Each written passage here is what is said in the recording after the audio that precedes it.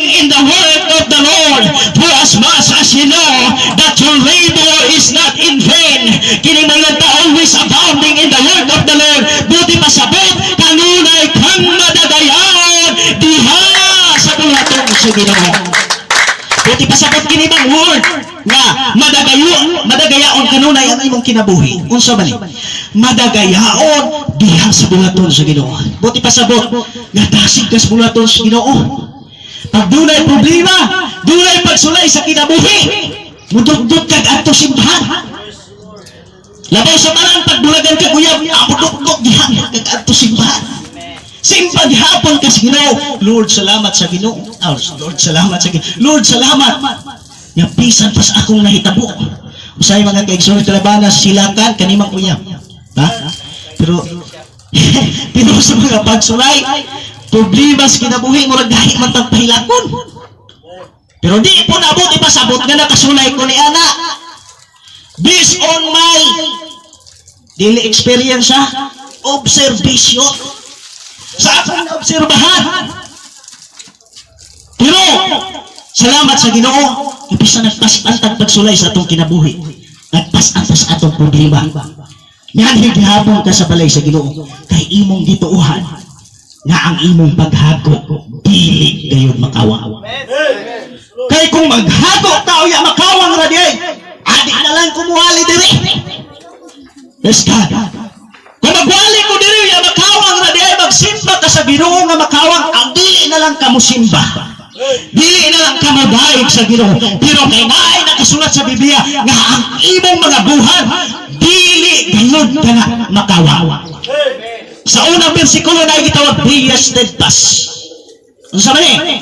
Kinahanglang lig-on. Praise God, kinsa bay lig-on dire mo singgit og amen. Kinsa bay lig-on mo singgit og amen. Jud naman. Kinsa bay lig-on mo singgit og amen. Jud kay ra gyapon. Kinsa bay huyang mo singgit og praise the Lord. May nisinggit mga kaigsunan. Kini mag-iskot kag lig-on mga kaigsunan. Dili ginamatarong. Di sa Ginoo pa ng tagoton. Kay lig-on man na. Mula sa imong pagpangalagad. Basta dili gani ka matarong. Bisag unsaon pakagsagpa sa panulay. Bisag tumbahon pa ka sa panulay. Kinahanglan jud ka nga mobarot. Kay lig-on man ka. Praise God. Pagtahi man yung microphone. Lig-on jud ka. Lihuyang ra mga kaigsunan. Riha ani. Huyang ni dili. Praise God. Kaning huyang mga igsuon. Praise God. Unsa may karakteristik sa huyang? Pero lig-on sa kiti di kita kadulot yan. Pero huyang gani ka. Praise God. Piklan ka mga kaigsunan. Tarong dayon ka. Praise God. Sabot na ganaon. Tumba gidayon. Yun naman, huyang. Pinaglikon gani ka mga igsuon. Dili yung ka matandog. Dili. Pwede magnatarong ka, kay natandog mag-ino. Praise God. Pero ang imong pundasyon na aragi hapon. Naman, likon man ka sa imong pagpangalagad sa Ginoo. Pero huyang gani ka, pag may kong kagwali, tumba dayon ka sa imong pagpangalagad sa Ginoo. Alam-alam mo na po ka, balik ko na po ka mga igsuon. Pagbalik niyo, balik na po ka taro. Kini kay, ang luod ni Umaygon igwali. Ako nang luwag-luwag ka na kumali. Ito na ko ni, pagabuton na ako ni. Hanggang nga mapariha ka ni. Malig-on ka sa pagpangalagad sa Ginoo. Muna nga kung gibati kay kahuyang karon sa imong pagpangalagad sa Ginoo. Ang Diyos dunay katungod nga malig-on nimo. Tuo ba mo anak? Nga ang Diyos dunay katungod sa paglig-on diha kaninyo. Kay kung kami may malig-on kaninyo, kami magwali, surely dili ni makalig-on kaninyo. Pero kung kami dunay tinud-anay nga kasing-kasing, lig-on ang akong kasing-kasing. Lig-on ang akong kinabuhi. Gahamagan ko nimo kusog. Hamagan ko kanimo kinabuhi.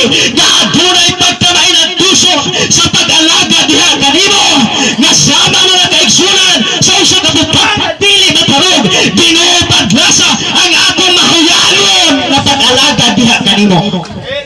Amen? Ipapadla sa Ginoo kung bisan unsang mga butang nga nakahiyang kanimo sa pagpangalagad. Praise God. Be steadfast, unmovable. Anang unmovable mga kaigsunan? Ato na lang disbutan. Nga dili matarong. Always abounding in the word of the Lord. For as much as you know that your labor is not in vain. Sa asmol sa mga kaigsunan natin ninyo, mga membro dito, balik lagi taga-ulimbo. Pero, kung sa pa may ilang kangyan, o ganito dito nga, balimang layuan. O gawas pa po, doon na po'y simbahan dito. Alay na nila, nga nung wala sila magsimbahan dito, tungod kay ang ilang magtutudlo sa pagsulod sa COVID, nagtinalawan man, wa na may simpa, ako kayong bukid. Pero paglantaw nila dito sa Smusamak, sige nagdinahigay sa Ginoo, sige nagsinimbahay sa Ginoo. Niadto sila, nilugsong sila, o sa ilang pagpauli, muanat na po sila, haskas pagkalayuan.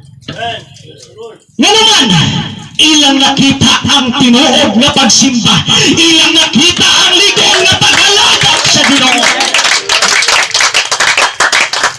Mga kaigsunan, haldod ron.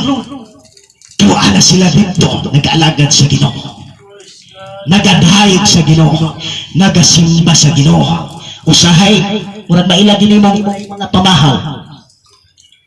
Pero kay, basta kay Domingo matod usa kay igsuon nato dito. Basta kay Domingo, bisag gutong pa, palimot-limutan ranimo kay para man sa Ginoo. Basta kay para sa Ginoo, may kaso taniha mga kaigsunan. Pero sa para sa kalibutan ayaw yun. Basta kay para sa Ginoo ang tanan. Nga nabilin sa ibang kinabuhi, ihatag yun sa Ginoo mga kaigsunan. Kaysa diha na magalakaw ka sa presensya sa Ginoo, doon kay kalipay, doon kay kadasig, mungisi sa gihapon ka, panahon sa pagsulay. Panahon sa problema, isi gihapon ka. Praise God! At gihapon kas balay sa Ginoo. Sahi ang uban, puro nalaman pang Ginoo na inyo ha. Experience mo ka ng lingaw-lingaw ba? Mintras batanon pa ta, mintras bata pa ta. Pero salamat sa Ginoo nga naa ka karon ang imong pag-aditili sulat ba. Kaya nakadungog ka sa pulong sa Ginoo. O sa pagkadungog nimo sa pulong sa Ginoo, isipan ninyo nga ang pulong sa Ginoo nga milanog karon dili ako dili ka ni dito. Kaya kung mag-isip ka nga kining pulunga, kita na to, surely dili ka mabless. Pero kung mag-isip ka nga kining pulunga, di ka nis Ginoo, nagapahinumdum sa akong kasing-kasing, surely mabless ka, kaya nakahinumduman ka na ang pulong di ka niya sa Ginoo. Magamit ka ng Ginoo og instrumento mga kaigsunan. Padayon ta sa atong istorya. Nga ano pa mangyod sila nga masimba dito? Tungod kay daghang mga Domingo nga wala sila kaduol sa simbahan. Kaya ang maong magtutudlo, maong pastor mo ay nag-una-una sa katalaw mga kaigsunan. Pero salamat sa Ginoo, inunta mo nga bisag unsay mahitabo sa atong kinabuhi, samtang naapay opportunity, alagad yun mo sa Ginoo. Amen. Simba yun mo sa Ginoo. Bisan unsa pa mo kabulingon diya sa pananaw sa Ginoo. Akong ikaingon ninyo, ayaw mo bulag sa Ginoo. Kaya ka ng sala, mapasaylo na na. Pero kung ang Diyos, ang presensya na sa Ginoo, mo'y mawala ninyo, misid kudabli ang imong kinabuhi. Hallelujah! Kabantay mo sa isda. Ang isda, pagkuhaon na gani na sa dagat, imong kuhaon. Kung sa'yo ba, forma sa isda, patay. Tuskig tayo ang isda. Amen. Straight pas lupang hinirang. Maglupang hinirang ta. Straight. Pero ang dagat, kung sa'yo purpas dagat, dagat tragyapon. Ingon na ang atong kinabuhi. Pag ikaw mabulag ka sa Ginoo, ang Ginoo magapabiling Ginoo. Pero kung ikaw kawat ang Ginoo, patay ka diha sa imong pagtuo. Muna nga, samtang duna pa'y panahon sa atong kinabuhi, kinahanglan na magmalig-on ta sa pagpangalagad sa Ginoo. Sa atong gipangali diri mga igsuon, puros mga pagtalig-on, puros pagdasig, puros mga pagdasig aron kita makabadayon sa pagpangalagad sa Ginoo. Kay surely mga kaigsunan, honestly speaking, kini pagpangalagad sa Ginoo mas nindot ra ba ni basta sinugdanan. Sa una mga igsuon, sinugdanan ba? Dasig ko kayo malagad sa Ginoo. Pero may abot ang panahon, murag kapoy ba? Bantay kinsay, nakasulay ang kapoy yun ng mga lagad sa Ginoo. Kapoy! Kapoy imong pagpangalagad sa Ginoo, murag way laming ipika ay mo simbahan.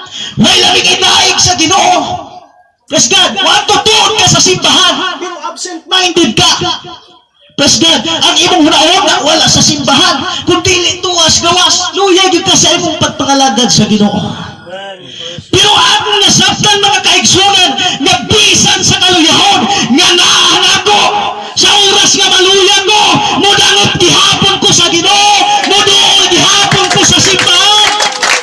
Pagsuna ko ang akong kagalingon, nga maadto ko simbahan, bisan tunay kabalaga, kabugat sa kinabuhi, o ka akong na-realize mga kaigsunan, nga sa panahon nga muduol ka sa balay sa Ginoo, ang Diyos andam sa pagtagto sa imong panginahangan, sa imong problema. Is God, kasulay ba mo sa kaluyahon mga kaigsunan? Una, di na naging panahon nga backslider ka na sa imong pagpangalagad. Ang imong una-una, backslider. Praise God, luya na ka. Pero imong tika, kaang kasulbaran sa imong kaluyahon, naaragin mo makaplagan sa Ginoo.